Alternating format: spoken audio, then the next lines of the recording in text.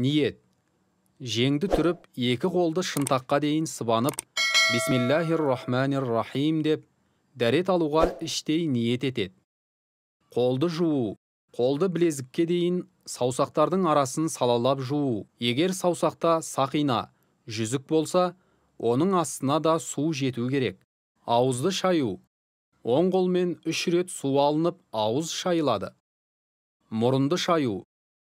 3 рет оң қолмен мұрынға су тартылып, сол қолмен сіңбіріледі. Бетті жуу. Тігінен маңдайдағы шаш басталатын жер мен иек арасы, көлденеңінен екі құлақтың сырғалығы арасы 3 мәрте жуылады. Оң қолды жуу. Оң қол шынтақпен қосыла 3 рет жуылады. Сол қолды жуу. Сол қол шынтақпен қосыла 3 рет жуылады. Басқа мәсіх тарту.